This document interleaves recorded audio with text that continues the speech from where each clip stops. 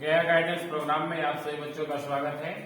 मैं नलिन विभूति +2 गणित शिक्षक +2 उच्च विद्यालय शकलास नवादा बजरंग गया से आज कक्षा 11वीं के गणित विषय के साथ मैं उपस्थित हूँ। आज मैं पुनः कक्षा 11वीं का जो हम गणितीय विवेचन टॉपिक को लेकर के आए हैं, जिसको हम कर रहे हैं, जिसका 2 अध्याय हम पहले कर चुके हैं। आज हम अध्याय 14.3 के ऊपर हम बात करेंगे। तो गणितीय विवेचन में हमने आपको पहले बताया था, पहला स्टेप में, कि हम कथन किसे कहते हैं। कथन के बारे में हमने आपको बताया था कि कथन के बारे में क्या बताया था कि कोई भी कथन तभी कहलाएगा जब वह या तो 100% सत्य होगा या तो 100% वह असत्य होगा। कोई भी 50-50% वाला जो भी स्टेटमेंट होगा वह स्टेटमेंट नहीं होगा। जैसे अगर हम बोले कि आज वर्षा हो रही है ना, तो आज अगर वर्षा हो रही है तब तो सही है, लेकिन अगर कल इसी को हम पढ़ेंगे तो उस दिन भी हम पढ़ेंगे इसको आज वर्षा हो ही रही है और उस दिन वर्षा नहीं होगी, तो क्या उस दिन सही होगा? नहीं होगा। तो उस स्थिति में यह कथन गणित में नहीं कहा जाता है। गणित में कथन हुए होंगे जो या तो 100% सत्य होगा या तो 100% असत्य होगा। अगर हम बोलें कि नई दिल्ली भारत की राजधानी है, ये 100% सत्य है, तो यह कथन होगा। ठीक है। अब हम यहाँ पर बात करते हैं कनेक्टिविटी की। आज हम बात करेंगे कनेक्टिविटी की। पिछले वीडियो में हमने आपको बताया था निगेशन के बारे में, निषेधन कथन किस प्रकार से हम निकालते हैं, नकारात्मक स्टेटमेंट जो है किस प्रकार से हम बनाते हैं, इसके बारे में हमने पिछले वीडियो में बताया था। आज हम उसी नकारात्मक स्टेटमेंट में सत्य और असत्य की हम जो आपको जानकारी देंगे, जिसमें हम कनेक्टिविटी के ऊपर हम चर्चा करेंगे। 2 कथन को हम जोड़ते हैं, जोड़ने का 2 ही ऑप्शन हमारे पास आता है, एंड और, है ना। और हिंदी में और बोलते हैं तो अंग्रेजी में उसको एंड बोलते हैं, और अंग्रेजी में अगर और बोलते हैं तो हिंदी में उसको या अथवा बोलते हैं। ठीक है। तो दोनों के ऊपर आज हम चर्चा करेंगे। सबसे पहले चर्चा हम कर रहे हैं संयोजन शब्द और के ऊपर में, है ना। यहाँ हम 2 तरह का मिश्र कथन को हम लेंगे और उसके घटक कथन को हम अलग करके विचार करेंगे कि वह घटक कथन क्या है। अब यहाँ पर जो हम घटक कथन की बात करेंगे वह हमारा रियल लाइफ में सही है या नहीं है। अभी तक जो हमने गणित में पढ़ा या कोई भी अन्य सब्जेक्ट में पढ़ा हो, वह यूनिवर्सल ट्रूथ होना चाहिए, यानी वह सत्य होना चाहिए, तब उसको हम सत्य बोलेंगे, और अगर वह असत्य है तो उसको हम असत्य कथन बोलेंगे।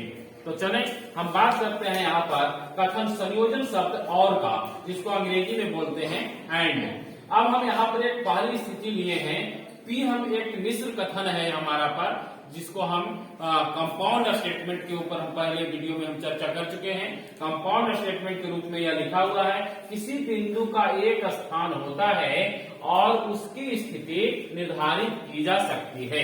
यहाँ पर 2 कथन है, दोनों कथक जो घटक है उसको हम अलग करके देखते हैं। तो हमारा क्यू अगर हमारे लेंगे तो पहला वाक्य जो है हमारा वह पहला घटक होगा, वह क्या है, किसी बिंदु का एक स्थान होता है, और दूसरा कथन हमारा क्या है, उसकी स्थिति निर्धारित की जा सकती है। अब ये दोनों के ऊपर हम मैथमेटिक्स के ऊपर हम विचार करेंगे, जो एक्चुअल मेरा मैथमेटिक्स है, नॉट रीजनिंग, है ना। रीजनिंग के ऊपर हम चर्चा नहीं करेंगे, यहाँ पर हम एक्चुअल मैथमेटिक्स के ऊपर हम बात करेंगे। तो हमारा क्या है, किसी बिंदु का एक निश्चित स्थान होता है बिंदु का एक निश्चित स्थान होगा और उसकी स्थिति निर्धारित की जा सकती है। ये दोनों सत्य है। तो अगर यह दोनों सत्य है तो हमारा मिश्र कथन भी क्या होगा, सत्य होगा।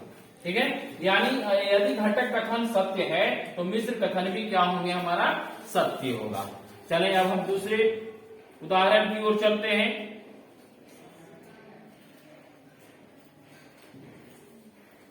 दूसरा उदाहरण हमने लिया है कि किसी संख्या 42, ठीक है, संख्या 5, 6 और 7 से भाज्य, है ना। यहाँ पर हमने क्या लिया, एक मिश्र कथन हमने लिया है, संख्या 42, संख्या 5, 6 और 7 से भाज्य है। अब यहाँ पर हम देखेंगे कि हम इसको अलग अलग कर लें, मिश्र घटक कथन को हम अलग कर लें। तो पहला कथन मेरा क्या बनेगा, संख्या 42 5 से भाज्य है, संख्या 42 संख्या 6 से भाज्य है और संख्या 42 संख्या 7 से भाज्य है। तो अब हम इसमें देखेंगे कि हमारा गणित क्या बताता है, कौन सत्य है और कौन असत्य है। हम सभी जानते हैं कि 42 है जो 5 से डिवाइड नहीं होगा, तो यह असत्य है। हम सभी जानते हैं कि 42 है जो 6 से डिवाइड हो जाएगा, यह सत्य है। हम ये भी जानते हैं कि 42 जो है 7 से भी डिवाइड हो जाएगा, तो यह भी सत्य है। तो यानी हम यहाँ पर अब क्या देख रहे हैं कि मिश्र कथन में एक हमारा असत्य आ गया, घटक कथन में मेरा क्या है, एक असत्य आ गया। तो यानी हमारा मिश्र कथन है वह भी क्या होगा, असत्य होगा, यानी वह सत्य नहीं होगा। क्यों नहीं सत्य नहीं होगा, क्योंकि 42 है जो 5 से डिवाइड नहीं होगा। तो चलें आगे उदाहरण नंबर 6 की ओर हम चलते हैं। निम्नलिखित मिश्र कथन के घटक कथन लिखिए और जांचिए कि मिश्र कथन सत्य है या असत्य है। अब इसे आप देख सकते हैं कि हमारा मिश्र कथन क्या है, एक रेखा सीधी होती है और दोनों दिशाओं में अनंत तक जाती है। बिल्कुल सही बोल रहा है। इसका घटक कथन अगर हम निकालें तो हम लिखेंगे इसको क्या, एक लाइन हमारा क्या हो जाएगा, एक रेखा सीधी होती है, पहला स्टेटमेंट होगा। दूसरा स्टेटमेंट होगा एक रेखा दोनों दिशाओं में अनंत तक जाती है ना। हमारा कनेक्टिविटी यहाँ पर क्या है, और है ना। तो हम यहाँ पर दोनों कथन जो दोनों घटक कथन है वह सत्य है, यानी हमारा मिश्र कथन भी क्या होगा, सत्य होगा।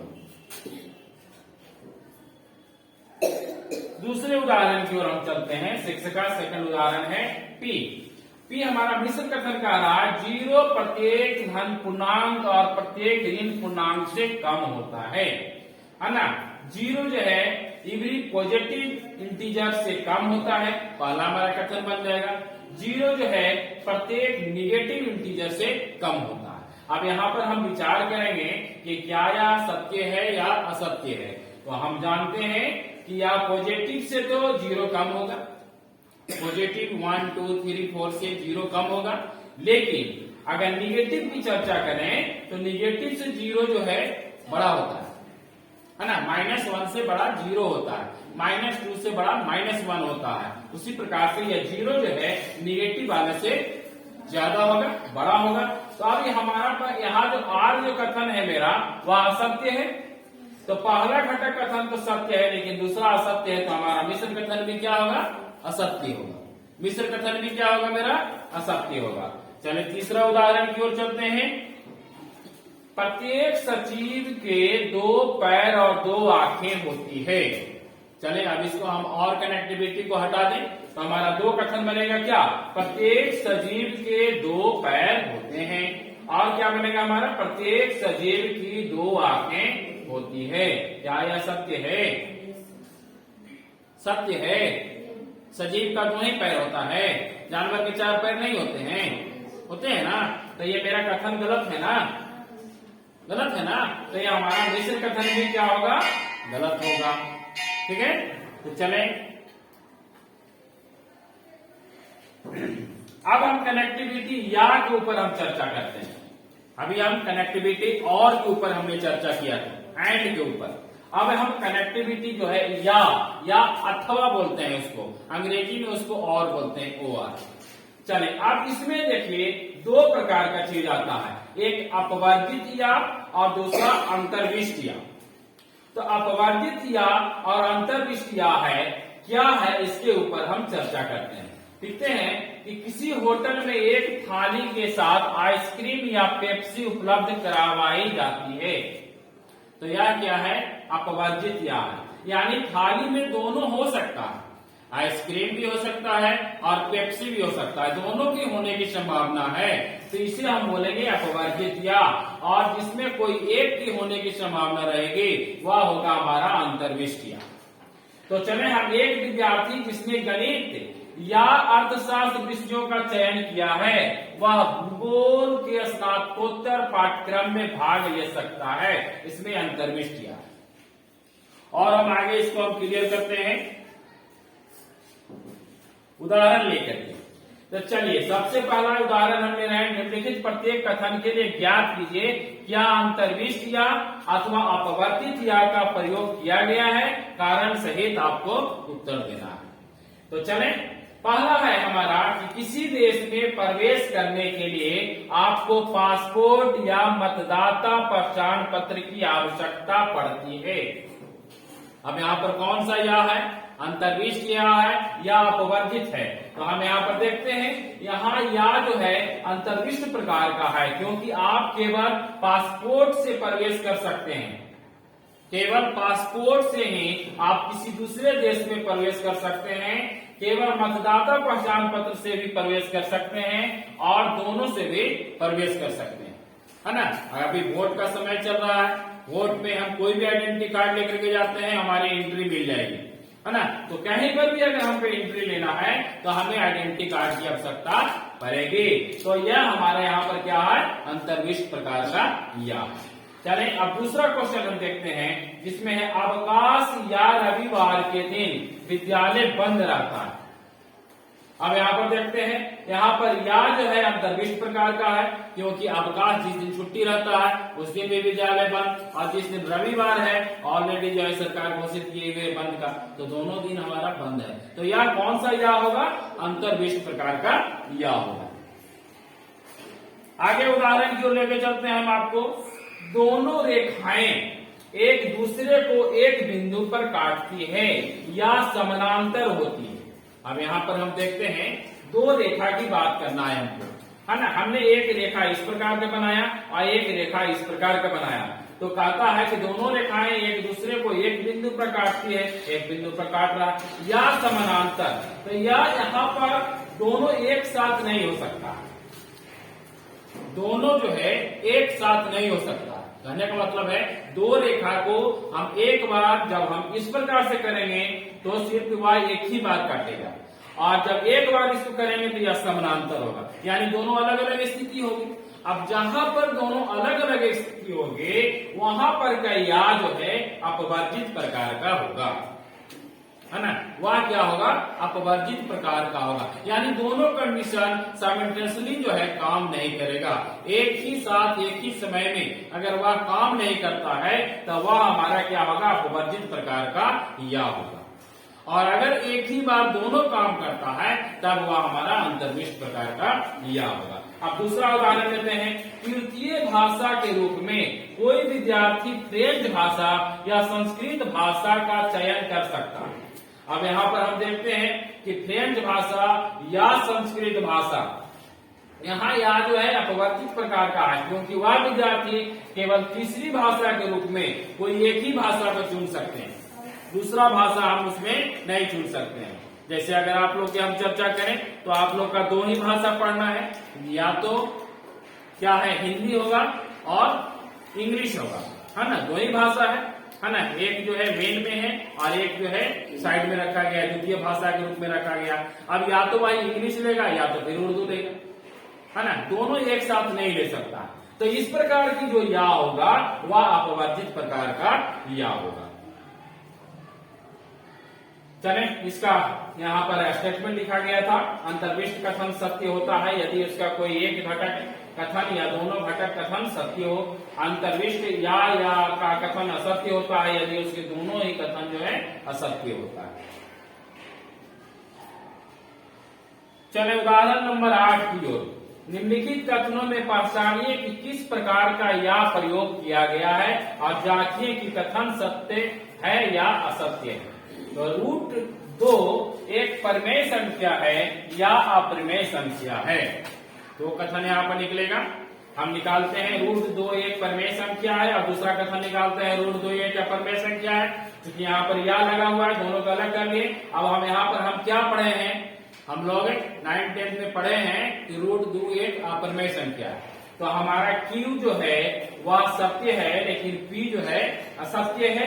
तो या हमारा किस प्रकार का कथन होगा, या असत्य कथन हो जाएगा मेरा, है ना। और किस प्रकार का या का प्रयोग किया गया है, यहाँ पर एक ही कंडीशन सत्य हो रहा है मेरा, दोनों कंडीशन सत्य नहीं हो रहा। तो या अपवर्जित प्रकार का या का प्रयोग किया गया।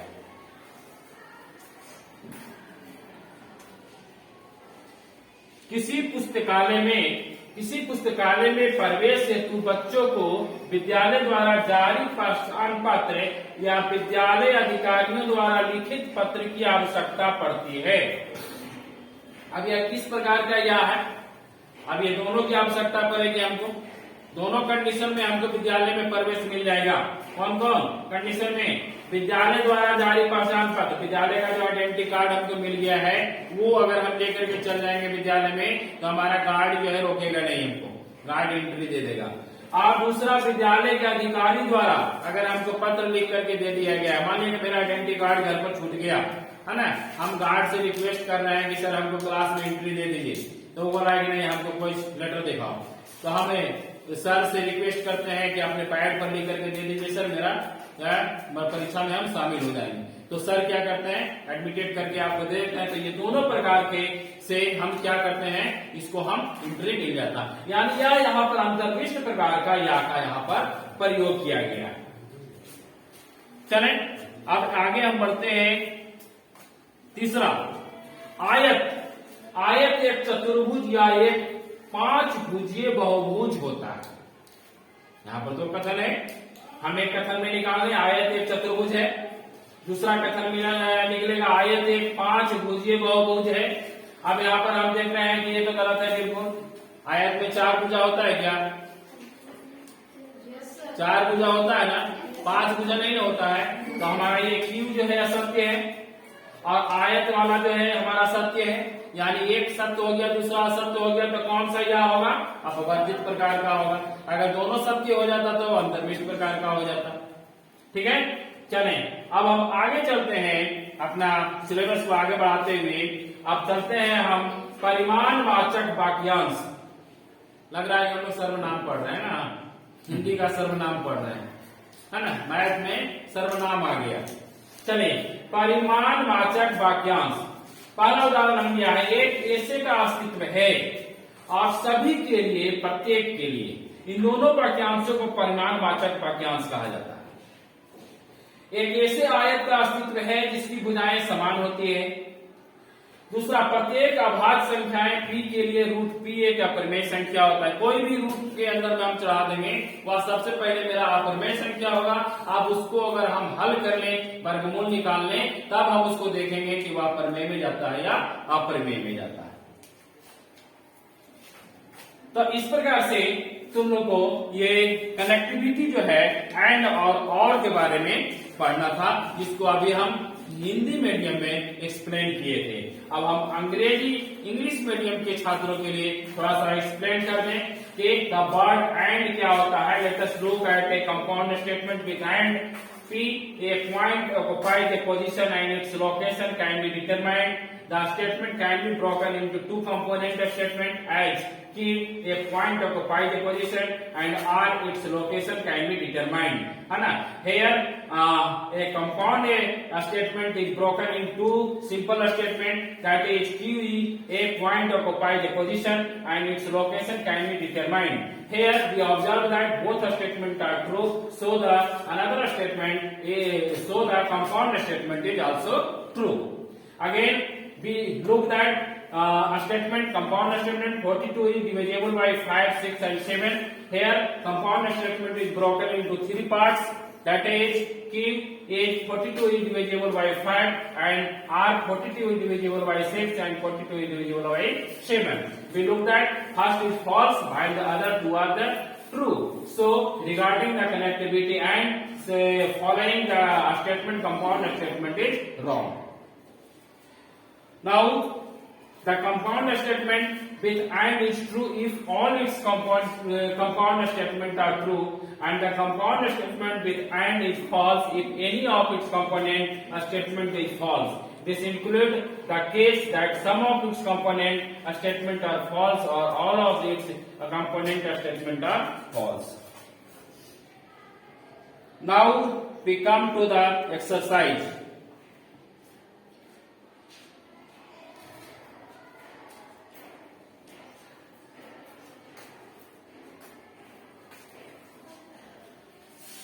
Question number 1. Exercise NCERT 14.3. Question number 1. For each of the following compound statement, first identify the connecting word and then break it into component statement. यहाँ पर हमें क्या करना है, सबसे पहले कनेक्टिविटी हमको निकालना है। कनेक्टिविटी हमने दो प्रकार का पढ़ा, एंड और का।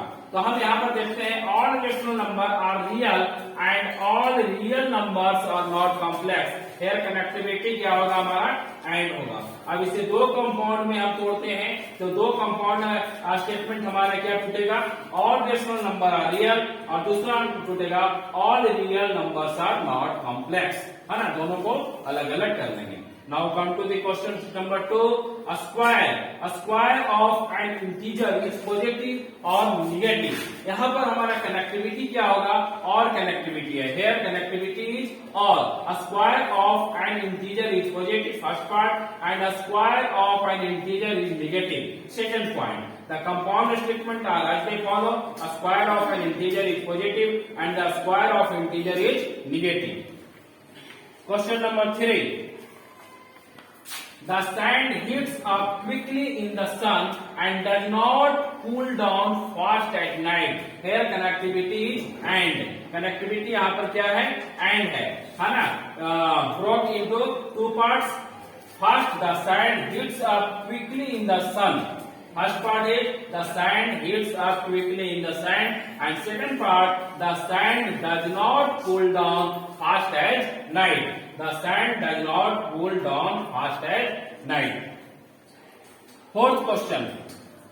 X बराबर 2 and x बराबर 3 are the roots of the equation 3x square minus x minus 10 बराबर 0. First of all, we calculate the value of x, है ना। Then we find that is 2 and 3 is the root of this equation. So here the compound statement are the x बराबर 2 is the root of the equation 3x square minus x minus 10 बराबर 0, and x बराबर 3 is a root of the equation 3x square minus x minus 10 बराबर 0. Here connectivity is and. Now come to the question number 2. Question number 2, identify the quantifier in the following statements and write the negation of the statement. Here the problem from the negation. There exists a number which is equal to its square. Here the quantifier is there exists. इसमें quantifier क्या है, विशेषताएं जो हम इसमें बताए थे उस समय निगेशन के समय में, कि हम इसको किस प्रकार से निगेशन को बनाने के लिए हमने तीन प्रकार का रूप का प्रयोग किया था। वहां पर नॉट को लगा करके, है ना, देयर एग्जिस्ट लगा करके, और इट इज फॉल्स करके हमने बताया था। तो यहाँ पर हम देख रहे हैं कि क्वांटिफायर मेरा क्या है, देयर एग्जिस्ट है। सेकंड पार्ट में देख रहे हैं, अब इसका निगेशन हम बनाएंगे, तो इसमें अगर नॉट नहीं है तो इसमें हम नॉट को समाहित कर देंगे। तो लिखेंगे there does not exist a number which is equal to its square. Now second problem, for every real number x is less than x plus 1। यहाँ पर हमारा क्वांटिफायर क्या होगा, फॉर एवरी। क्वांटिफायर क्या है मेरा, फॉर एवरी।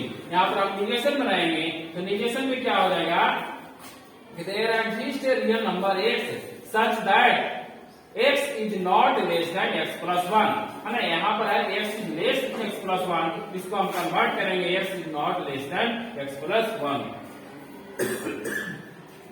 3 नंबर में चलेंगे, there exists a capital for every state in India.